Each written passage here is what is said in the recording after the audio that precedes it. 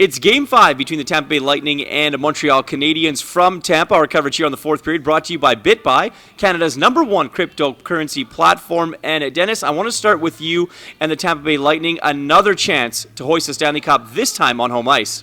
Yeah, a missed opportunity in Game 4. They did territorial control the play. Just couldn't find a way. But again, tonight at home, in front of a big crowd, avoiding Hurricane Elsa, I think it all adds up to a Tampa Bay victory. I like them to win tonight, Irf. Yeah, I mean, look, this is certainly a difficult test for both sides. And Aaron Ward mentioned this in our post-game after Game 4, that the clincher, the final one, is always the hardest one to win.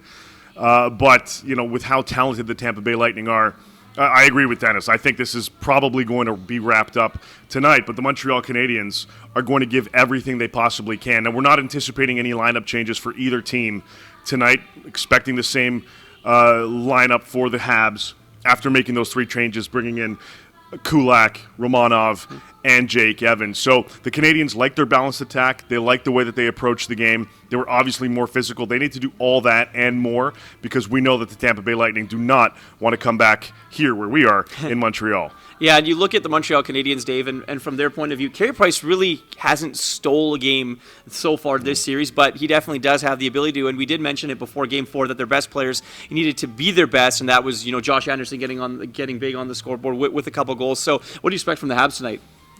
Well, more. I mean, they need to throw the body more. They need to stop taking penalties. I know some of them were questionable and whatnot, but there were some that were pretty blatantly obvious and pretty dumb. I think it was Yoel Armia on a rough tripping call. So they need to be a little bit more disciplined, DB, going into this Game 5 tonight, but they need to continue to throw the body. You know, they were all over Braden Point. I suspect that he's going to be another guy that they tackle effectively and try to shut down, and then the offense needs to get going. As you mentioned, Josh Anderson stepped up last game. They need somebody else who's been quiet in this series offensively. Tyler Toffoli, Dennis, no points, a -6 in 4 games. They need him to flip the script on that one.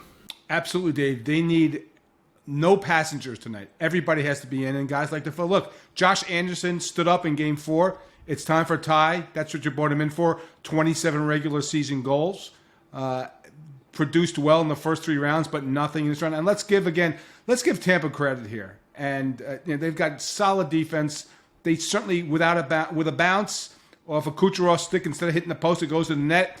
There's a parade here this week in Tampa. So I think that's it. And with respect to sweeping a series, and I covered the Kings in 2012 and 2014.